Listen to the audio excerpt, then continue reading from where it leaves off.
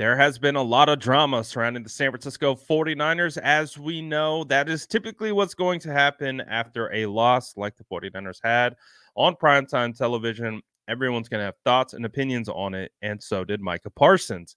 Now, Micah Parsons got called out by Deebo Samuel and Rob Gronkowski for tweeting at Brock Purdy, basically talking about his game and or what he wasn't doing in that game, and they both called him out for it.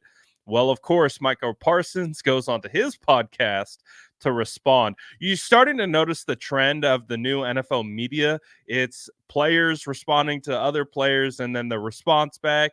It's crazy, man. This week has been a wild one. But in case you missed what Deebo and Gronk had to say, I'm going to show a little clip from it, and then we will listen to what Micah Parsons has to say, and then we'll react to it all on the other side. But right here is a quick little clip of Deebo and Gronk reacting to Micah Parsons. Like, bro, we beat you 42 to, like, whatever the score may be. Like a long time ago. Like, I don't get why he's so bothered about what we got going on over here, whatever the case may be. And I don't understand, like, you saying, like, you can be a quarterback in this offense. Like, I don't understand where you're going with that. Okay, it's really weird that he's tweeting that out there. First, there's a saying out there: losers focus on winners, and winners focus on winning. And if you want to be a winner, you just got to focus on winning. It's really, really weird because in this case, though, Micah Parsons is one of the best defensive players in the league. He might win Defensive Player of the Year this year. But on top of it, it's a team game. It doesn't matter how good you are as an individual. It matters about a team. And it's weird that he's tweeting that after a loss versus Miami in Miami. And then he's tweeting that about a team that absolutely dismantled the Cowboys when they played them this year. So it's just weird to me because he's an outstanding player and he's doing his thing this year, but you're worried about the San Francisco 49ers and you're tweeting about them. I really don't know what else to say besides it's a weird situation. I really don't know how to break it down from there. Gronk called it weird. Deebo said, man, you worried about my quarterback and my team so much? Like, he even tweeted saying, we need to get you a Niner jersey because you're worried about the 49ers so much. So, like, it's been an ongoing situation. So, naturally, as we discussed earlier, Micah Parsons has a podcast in which he does on Bleacher Report. So, guess what? Micah Parsons responded. So, now it's our turn to listen to what Micah Parsons had to say on the matter right here. I don't think Purdy played bad, and people were looking at my tweet, and they had all these opinions, but not once did I talk about Purdy. I talked about the things that was going on in the game, right? And no, I'm not worried about the 49ers. I mean, everyone that I know, and probably your moms and your fathers, were watching the game on Christmas night too. I'm chilling with my family, watching the game. I'm jotting down my thoughts. Am I worried about the 49ers when I wake up? Absolutely not. I have 2 children. I'm not worried about the 49ers at all, and that's for Deebo and whoever else. I'm talking about the game. That's my fair opinion from my page. I don't care what's going over there. They have great players. We have great players. A bunch of players in the league have great players. But I don't think he's bad. Like I said, you look at the fast action, 2-3 tip balls, obviously interceptions. The one to Kyle Hamilton, I know he wish he could have back, but I don't think he played a bad game. I just acknowledge that there was deficiencies in what a lot of people were not seeing, right? I said they were down 21. We talked about Purdy being down, playing from behind. Can he play from behind? Can he have that MVP moment where he shows us that it's not a scheme and he is that guy? People fail to realize coaching matters, right? And I think the 49ers do a great job schematically I think Kyle Shanahan is obviously one of the best offensive coordinators, coaches in the NFL, right? And they did a great job schematically covering up weaknesses in their team. And you look at, and I'm not saying Purdy's a weakness at all before we even get to that, but you look at when they drop back, you've seen guys like Jadeveon Clowney again after, you've seen when Trent Williams went down. Is there more besides that, right? Schematically, everything's quick. They obviously didn't want to get into the drop back game because what? There was a lot of pressure. There's a lot of things that could come up when you get into that game.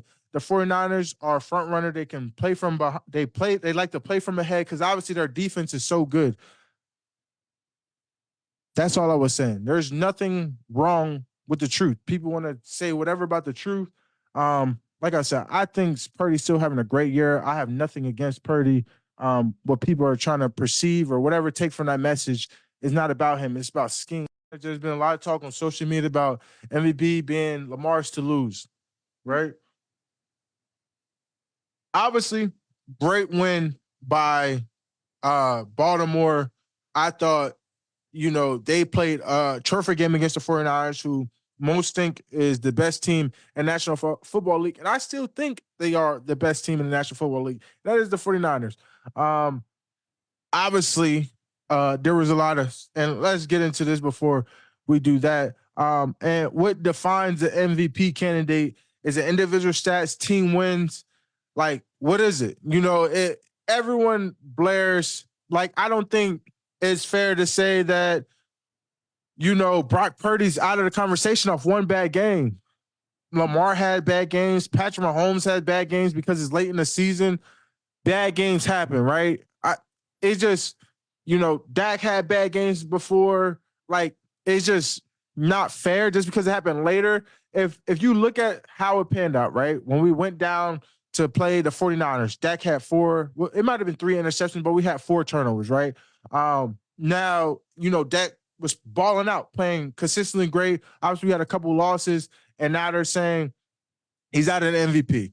Purdy was playing very good, consistently, and then he has a bloop, and then some of them could have said they weren't his fault, and we'll get into it a little bit later. But now he's out of the MVP conversation, and obviously Lamar hasn't played overly amazing this year, but he's been playing winning football, great football. Lamar's been balling, obviously a top 5 quarterback in the league, and he was on my top 5 debate from the beginning. I thought Lamar was playing great football, but there hasn't been a defining moment of what makes someone the most valuable player, right? And to me, the way that the Ravens won, I felt like the defense did more than the offense, and they could have beat the brakes off the 49ers if the 49ers weren't so good, right? Now, this isn't the first time we featured Micah Parsons on this channel. He's talked a lot about the San Francisco 49ers this year. Obviously, the San Francisco 49ers absolutely demolished him and his team week 5. So, yes, we've talked about Micah Parsons. And to be honest, at this current state, I don't buy any of it. I think he's just trying not to, put himself in the crosshairs. I think we know how he really feels. I think we understand where Micah is. He's an opponent. He's a defensive player. Obviously, he's going to hand out these flowers at this current state of time because he doesn't want to. You can't. You've already seen just him tweeting about it and all the backlash that he's received. Him going on this podcast to double down on it would just generate more backlash. So, at this current state, I don't believe anything that Micah Parsons has to say about the San Francisco 49ers. At first, when he started doing this, I was like, all right.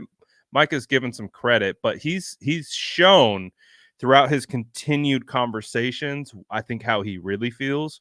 So Micah can say whatever he wants about the San Francisco 49ers. I don't believe a single thing he says.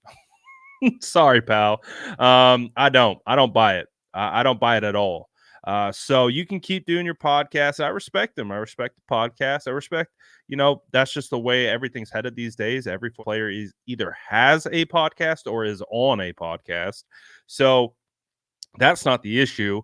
I like the fact that these guys can share their opinions and their thoughts on the matter. But again, when you start to build up a track record of being able to put your thoughts and opinions out there, we start collecting receipts. And so people who do, like me, who do this for a living, I've listened to everything Mike has had to say, and at this point, I just don't buy it anymore.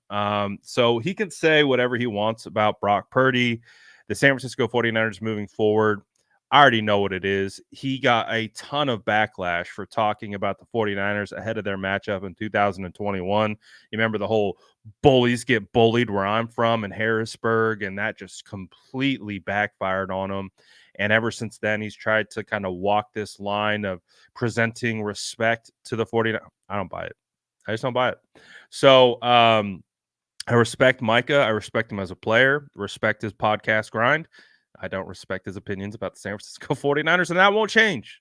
It is what it is. And he's the enemy. He's got a star on his helmet. We don't vibe with that. So he can say whatever he wants, to be honest, but that's how I feel about it. I don't know how you feel about it.